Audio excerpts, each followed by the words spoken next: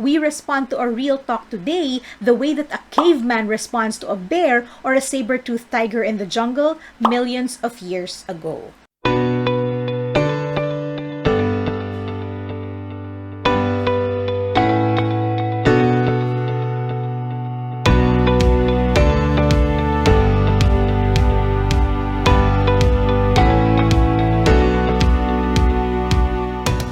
Hello fellow leaders, my name is Ada Quaresma, the Queen of Real Talk, and in this video, we are going to understand our default response in an honest feedback conversation or a real talk.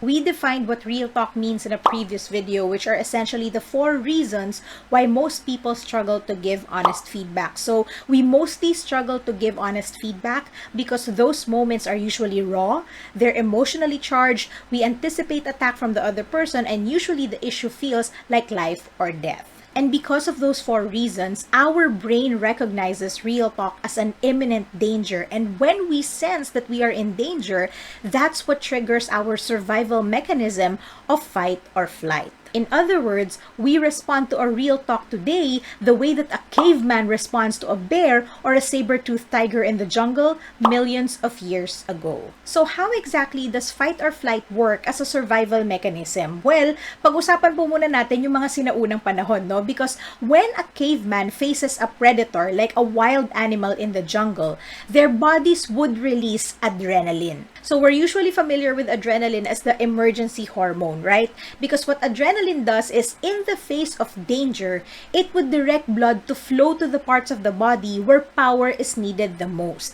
And those parts of the body are the arms and the legs. Bakit kamo? Because at that moment, para mag-survive yung caveman, dalawa lang naman talaga ang bagay na pwede niyang gawin, di ba? It's either labanan niya yung hayop na nasa harapan niya or tumakbo siya ng mabilis para hindi siya makain o mapatay. So literally, that's his survival instinct at work. So fast forward sa panahon natin ngayon, obviously, nag-evolve na po tayo bilang tao at bilang sibilisasyon, 'di ba? Hindi na tayo nakatira sa kuweba, hindi na tayo hinahabol ng mga mababangis na hayop, right?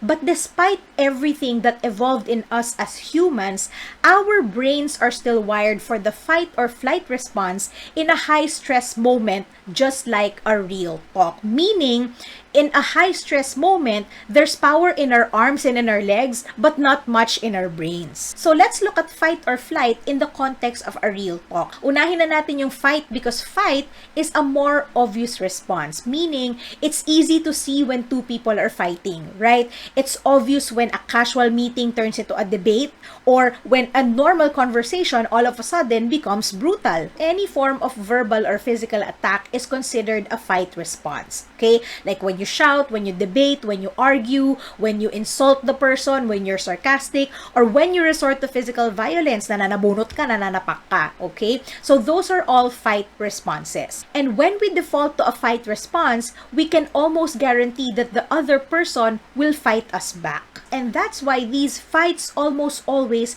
have a catastrophic ending. Kasi pagtapos mag-away, ano usually nangyayari? Nagkakasakitan ng damdamin, di ba? You're no longer in speaking terms, and at worst, some relationships even end after a fight despite everything that they've been through for a really long time. And I call this your real talk gone wrong. Kasi naging honest ka nga, 'di ba? Nasabi mo yung kailangan mong sabihin, but it actually caused a damage in your relationship with the person. And the reality is, we've all been there. Right? We've had those moments where nagpadala tayo sa bugso ng damdamin natin, di ba? We exploded with our feedback and we know how painful it is to fight and then lose. And that's why for many people and in many cases, we default to a flight response. So pag sinabi naman nating flight, we choose not to talk to the person to give our honest feedback. So what do we do instead? We shut up. Right? We walk out, we hold grudges, we pretend not to see anything, we withhold information, right? We avoid talking about the issue, or sometimes we even avoid the person altogether. Yun yung tinatawag nating ghosting. Diba? We backstab. We don't tell the person directly, but we tell other people or we rant on social media. And one funny thing that a lot of people do as a form of a flight response is we work around the issue. Meaning, we fix the problem when we think they're not looking. Yung tipong, ayaw niyang ayusin. Sige, aayusin ko na lang pag tulog na siya o pag wala siya dito. Diba? We'd rather inconvenience ourselves and waste precious time and energy to do what the other person is supposed to be doing instead of giving them that feedback and changing the whole situation. But the biggest problem with the flight response is that feedback that you're so reluctant to give, it gets bigger and deeper and become part of bigger and deeper problems in the future.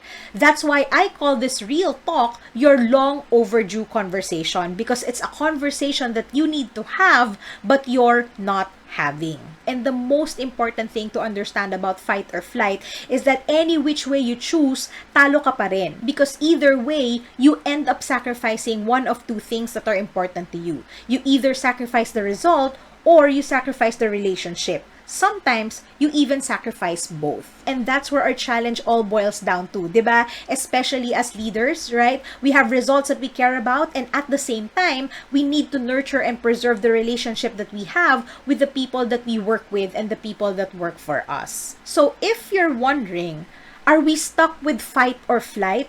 Forever na lang ba tayong ganito, no? Or is there a way for us to give feedback that produces results while preserving the relationship?